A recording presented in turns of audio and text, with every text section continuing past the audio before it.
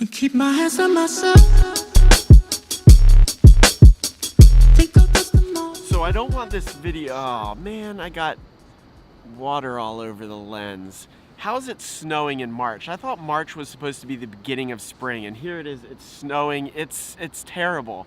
And again, so many factors that hinder doing the vlog, and I hate making excuses. I don't want this to turn into a cry fest of why I don't have time, it's too busy.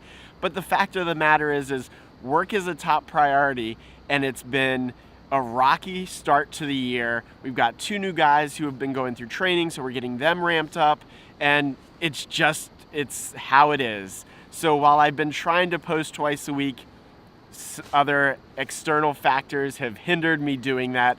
I will say I've posted 2 videos, but when I was editing them, I ended up trashing them because while I want to be committed to twice a week, my goals get better, be better. And if I'm not happy with them and they're garbage, I'm not going to just post videos to say, haha, I did it, I stuck to my schedule, but the videos aren't any good. So we're going to give this another shot.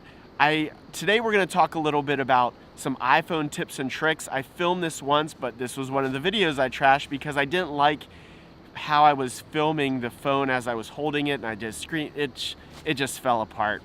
But while I get back to my office, I have some things to take care of for work. Why don't I show you some of the trips I've taken? I was out in LA for work meeting. I was down on the Eastern Shore. I don't have videos of the Eastern Shore, but LA was gorgeous. So here's some shots of LA. I'll see you in my office in just a second. Am I coming out of left field? Ooh, I'm a rebel just for kicks then. I've been feeling it since 1966 then. Might be over now, but I feel it still. Ooh, I'm a rebel just for kicks then. Let me kick it like it's 1986 now. Might be over now, but I feel it still. Got another mouth to feed. Leaving with the baby, said her mama call her grave digger. Gone with the falling leaves. Am I coming out of left field? Ooh, I'm a rebel just for kicks now. I've been feeling it since 1966 now. Might have had your fill, I feel it still. All right, so let's just jump right into it. These aren't groundbreaking, but they are things that I found that not everybody knows about and things that I use almost daily. I'm going to put a screen recording here so you can see it more closely, but I think it's important to see the hand gestures on the phone as well. So the first is email. I live in email, and sometimes I need to change a word or a letter, and when you peck on it, it only goes right to the beginning or the end of a word. Well, if you hold down spacebar, you can move the cursor anywhere you want, in the middle of words, the end of words, wherever you want, and you can quickly edit them. So that's something that I found to be super helpful that I use all the time, because it is something that it's just hard when you're pecking trying to get to a certain spot. The second is, let's say you wanted to delete something, so I'll select all and you hit delete. Well, everybody knows if you shake it, you can undo and it'll bring everything back. Well, if you shake it again, now you can undo or redo. So I can redo back to where it was. So a shake, undo, and it brings everything back. I didn't know if you double shake again, it'll do a redo or an undo again. Then there's the hiding the email. A lot of times I have an email and I need to reference something else. So I would hit cancel, save it as a draft, and I'd go find what I need. But if you drag down, you can hide the email. You can search for what you're looking for, what you might need to reference, then go back to the email quickly by tapping it and bringing it back up. So those are the things I do in email almost daily. They're great. Now let's jump into pictures. Nose will take you right to the top. If you tap at the bottom, and you have to do it just perfectly, tap right at the bottom, it'll take you to the bottom. So a tap at the top jumps you up, tap at the bottom jumps you to the bottom.